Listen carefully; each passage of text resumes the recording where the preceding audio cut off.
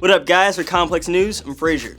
It's been about a week since Pusha-T released his scathing Drake diss track, The Story of Adidon, and as the days go by, fans, foes, and pundits have waited for Drake to unleash his response. There's been talk of Drake fishing for skeletons in Pusha's closet, but based on what J. Prince said in a recent interview, all of that talk might be dead. Now for those who may be unaware, James J. Prince is the CEO of Rap-A-Lot Records, and generally a true OG in every sense of the title, and he's been a fixture in Drake's career since the beginning. Prince's son Jazz was the one who found Drake on MySpace and introduced him to Lil Wayne, which ultimately led to Drake signing with Cash Money Young Money. We say that to say that when J. Prince talks, Drake will no doubt listen, and based on what Prince recently told DTLR Radio, a recent conversation with Drake might be why we haven't heard a diss response to Pusha as of yet. I spoke with Drake. I made an OG call to Drake this morning telling him, I don't want you to respond to this. We're gonna put this to bed. We're gonna put this to bed because we can't get into the pig pen with pigs. Because pigs turn into hogs, and hogs get slaughtered. That's not Drake's character.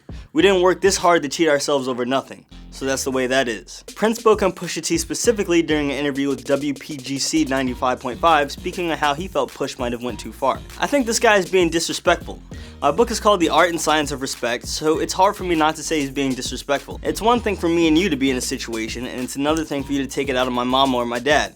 So I have a problem. And for those who are taking this new development as a means to cynically assume Drake didn't actually have a response locked and loaded, J. Prince assured in an interview on Sway in the Morning that he did hear Drizzy's reply and it was appropriately savage, while confirming that he spoke with Kanye as well. After speaking with Kanye, because I spoke with the brother and he didn't want this. I saw this going to a place that I feel would have ended his career if Drake would have put out the song that he had on him, and definitely would have hurt families, and we're not in it for that. That's not Drake's character to tear a man down to that extent. The ingredients were overwhelming. I know for a fact that it would have been bad for Kanye and my man. It wouldn't have been good. It's beyond music at that point. It's gonna affect the livelihood, it's gonna interfere with his entire lifestyle from that day forward. That's one hell of a tease, but as everyone well versed in this rap knows, J. Prince is not a guy you try and get one over on.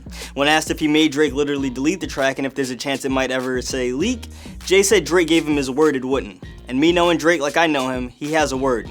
And until I see differently, we bleed differently. I know we all wanted this beef to go 12 rounds, but is it really worth any of the parties involved feeling the wrath of the legendary, formidable J. Prince? I don't think so. J. Prince is the same guy who told the Notorious B.I.G. there was a hit on him in Los Angeles, which Biggie ultimately heard but chose to ignore. We all know how that story played out. So do you still want Drake to respond? Can he regain face in the public without one? Let us know your thoughts in the comments. For all updates on the beef, keep it locked right here to Complex News on YouTube. For Complex, I'm Frazier.